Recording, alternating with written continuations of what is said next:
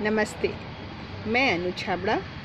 आज हम इस पौधे की बात करने वाले हैं जो कि बहुत ही आम पौधा है। हमारे आसपास हर जगह हमें दिखाई दे देता है। फिर भी कई लोगों की रिक्वेस्ट थी कि मनी प्लांट जो है उनके घरों में इतना अच्छा हेल्दी तरह से ग्रो नहीं हो रहा। कहीं भी पानी में लगाएं या मिट्टी में लगाएं, हर जगह से कोशिश करके उन्होंने देखी है, ये ठीक से उग नहीं रहा, हेल्दी नहीं लग रहा। तो कईयों की रिक्वेस्ट पे फिर मैंने सोचा कि पहले इसकी वीडियो बना दें, क्योंकि ये एक ऐसा पौधा है जिसकी बहुत सारी खासियत है जो मैं आपको एक एक करके बताती हूँ। सबसे पहले तो इस मनी प्लांट को एक और नाम से जाना जाता है जिसे कहते हैं गोल्डन पोथोस। ठीक है, इसका नाम गोल्डन पोथोस क्यों है? क्योंकि इसकी ऐसी बहुत सारी वैरायटीज़ हैं जिसमें एक वैरायटी जो है जिसके बीज कहे जाएं, तो वो बीज जब आते हैं तो वो देखने में सोने के सिक्के की तरह दिखते हैं। तो उस सिक्के की वजह से आप कह सकते हैं कि इसका नाम पड़ गया है गोल्डन पोथोस। और जैसा मैंने पहले कहा, ये तो एक बहुत ही आम पौधा है, हर जगह मिल जाता है। नहीं तो कई पौधे हम देखते हैं और हमें उसे सोर्स करने के लिए बहुत मशक्क़त करनी पड़ती है। तो इसके लिए आपको ज़्यादा परेशानी उठाने की ज़रूरत नहीं है, कहीं से भी आप इसको ले सकते हैं। सबसे अच्छी बात इस पौधे की है कि ये बहुत ही हार्डी प्लांट है, सख्त प्लांट है, जिसे कह सकते हैं कि इसकी कोई डिमांड ही नहीं है। आप इसे बिल्कुल एक्सट्रीम आप कह सकते हो बारिशों के मौसम में रख दीजिए, या गर्मियों में जहाँ तेज़ धूप पड़ती है और आपने पानी इसको कम दिया है। लेकिन इस पौधे की ये खासियत है कि ये दोनों तरह के टेम्परेचर, अगर सर्दियाँ बहुत ज़्यादा हैं, बारिश बहुत ज़्यादा है, गर्मी बहुत ज़्यादा है, कैसा भी मौसम है, ये अपने आप को मौसम के हिसाब से अडाप्ट कर लेता है और इस ज़्यादा कुछ डिमांड नहीं करता है हमसे। पर कुछ चीज़ें हैं जिसे हमें अगर ध्यान में रख के इस पौधे को हम आगे बढ़ें, तो इस पौधे की हरी पत्तियां इतनी सुंदर हैं। देखिए, हर एक पत्ते की डिज़ाइन अब देखिए सब अलग है और ये इतने अच्छे हेल्दी दिख रहे हैं। तो कुछ छोटी छोटी चीज़ें हैं जिन्हें हमें ध्यान रखने की ज़रूरत है। तो सबसे पहले तो जैसे मैं बात कर रही थी, ये किसी भी तरह के मौसम में अपने आप को एडजस्ट कर लेता है, तो वो एक बहुत अच्छी खासियत है इसकी। लेकिन एक चीज़ का हमें हमेशा ध्यान रखना है, इसकी सॉइल का। मिट्टी इसकी ऐसी रहनी चाहिए जिसमें आप बालू या सूखी पत्तियाँ या कंपोस्ट की मात्रा ज़्यादा रखेंगे। तो अगर हम जैसे कहते हैं कि वेल ड्रेन्ड सॉइल होनी चाहिए, तो हमारी इस वेल ड्रेन्ड सॉइल में हम मिट्टी, कोकोपीट, बालू और कंपोस्ट, इन चारों की इक्वल प्रोपोर्शन में मिट्टी तैयार करेंगे। ये एक ऐसी मिट्टी तैयार हुई जिसमें हम कह सकते हैं कि पानी रुकता नहीं और मिट्टी अच्छी खासी नम बनी रहती है। तो इस पौधे को वैसी मिट्टी बहुत पसंद है। इसके अलावा इस पौधे में हर एक जॉइंट पे अगर आप देखें, इधर इधर इधर हर जॉइंट पे जड़ें निकल के आती हैं। ठीक है, तो इतनी सी भी अगर आपने एक कटिंग भी दी है, सिर्फ यहाँ से लेके यहाँ तक, इतनी सी एक एक कटिंग में से भी आप एक एक पौधा तैयार कर सकते हैं। तो उसे जैसे आपने कटिंग ली, जिसमें देखिए एक जड़ है, यहाँ से आपने 1-1.5 इंच रखी, एक थोड़ा सी जड़, एक पत्ता और थोड़ा सा तना, बस इतनी सी आपने कटिंग ली और उसको 2-4 दिन पानी में रखा और बस उसकी जड़ें बड़ी हो गई और फिर आप उसको मिट्टी में ट्रांसफ़र कर सकते हो। तो बहुत इजी है।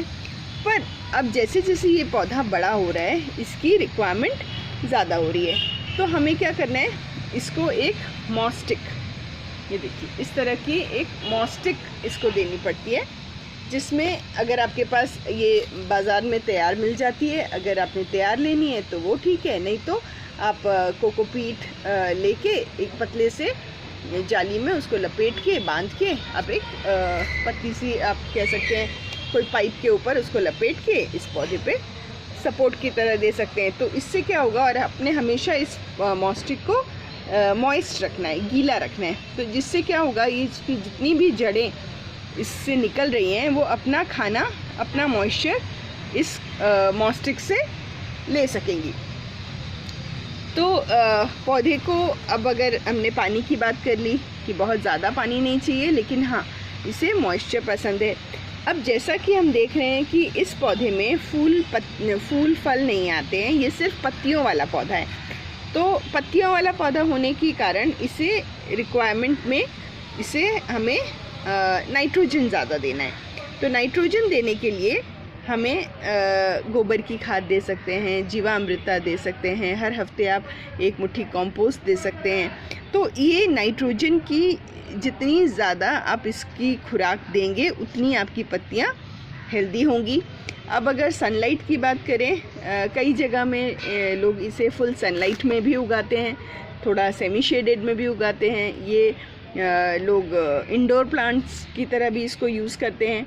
पर अगर आप इसको इंडोर प्लांट की तरह यूज़ कर रहे हैं तो कोशिश कीजिए कि आप ऐसी जगह पे रखें जहाँ पे इनडायरेक्ट सनलाइट आती हो, क्योंकि ये पूरी पत्तियों वाला पौधा है। तो अगर इसको बिल्कुल ही आपने ऐसी जगह रखा जहाँ बिल्कुल सनलाइट नहीं आती है तो ये धीरे धीरे मुरझा जाएगा और इसकी आप कह सकते हैं वो लश ग्रीन जो हम कहते हैं वो उतना फ्रेश नहीं दिखेगा ये पत्ता। तो उस चीज़ का ध्यान रखें। या अगर आपने किसी छोटे पॉट में लगाया है तो उसे हफ्ते या 10 दिन में ज़रा बाहर धूप दिखा दें।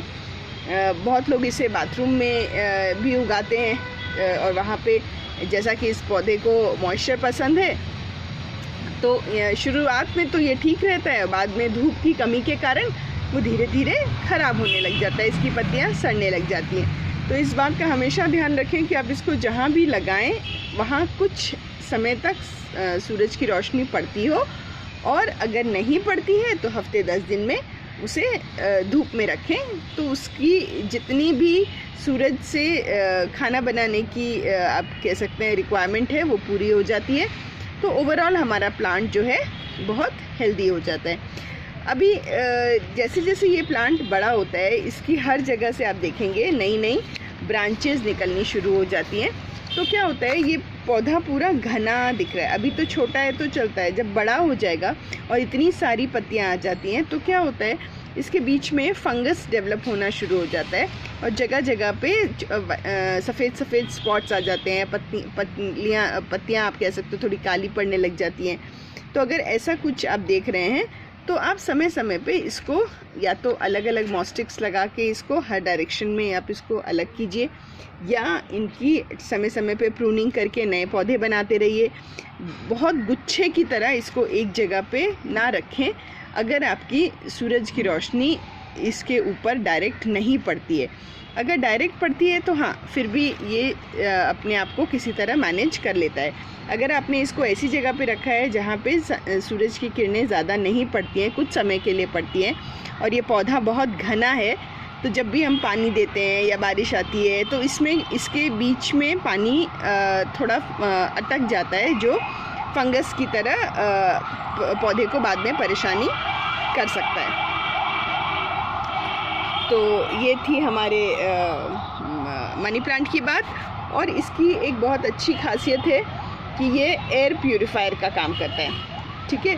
तो अगर हम इसको अपने घरों में रखते हैं तो हमारी जो एयर है हमारे घर के आसपास की, वो उसको जिस जगह पे इसको रखा है वहाँ की दूषित हवा को दूर करता है। और इसका सबसे बड़ा फ़ायदा है कि इसमें एंटी रेडिकल प्रॉपर्टीज़ होती हैं, या जो कि जैसे हम कह सकते हैं कि हम जैसे कंप्यूटर्स पे, मोबाइल पे काफ़ी देर अगर जब काम करते हैं तो उससे जो रेडिएशंस निकलती हैं वो रेडिएशंस हमारे शरीर के लिए बहुत अच्छी नहीं होती। तो अगर ऐसी जगह पे आपका स्टडी टेबल हो गया, आपका डेस्कटॉप हो गया, या जहाँ भी आप ज़्यादा समय तक इन इलेक्ट्रॉनिक गैजेट्स के साथ काम करते हैं, कोशिश कीजिए कि वहाँ छोटा सा इस गोल्डन पोथोस या मनी प्लांट के पौधे को रखें, जिससे कि आपके वहाँ की जो दूषित हवा है या जो रेडिएशंस का जो इफ़ेक्ट है वो थोड़ा कम हो जाए, और ओवरऑल हमारे हेल्थ को एक अच्छी हवा प्राप्त हो सके। एक और बहुत अच्छी खासियत इस पौधे की है कि इसमें कुछ ऐसे प्रॉपर्टीज़ हैं जिसकी वजह से हमारा स्ट्रेस लेवल काफ़ी हद तक कम हो जाता है। तो अगर थके हारे शाम को घर आते हैं काम से और इसे देखते हैं तो हमें किसी तरह का सुकून मिलता है, और वैसे भी हरियाली जो सुकून देती है वो कोई और चीज़ से हमें नहीं मिलती है। तो कोशिश कीजिए इस पौधे को घर पे लेके आएँ, लगाएं, और इतनी जल्दी उग जाता है कि आप बहुतों को गिफ्ट भी कर सकते हैं, बांटते रहिए। लोग आजकल जो टाइम चल रहा है, हर आदमी मोबाइल गैजेट्स के इतने पास जा रहा है, तो एटलीस्ट कुछ हद तक ये डिटॉक्सिफाई करेगा, उनको एंटी स्ट्रेस करेगा, उनकी आसपास की हवा को दूषित होने से बचाएगा। तो ओवरऑल हेल्थ के लिए अच्छा है। और अगर पॉट की बात करें तो इतने नॉर्मल 12 से 15 इंच के पॉट में लगाया जा सकता है। धीरे धीरे जब बड़ा होता रहे हम इसको रिपोर्टिंग कर सकते हैं। तो थैंक यू वेरी मच। देखते रहिए मेरा चैनल। पसंद आए तो कमेंट ज़रूर करें। धन्यवाद।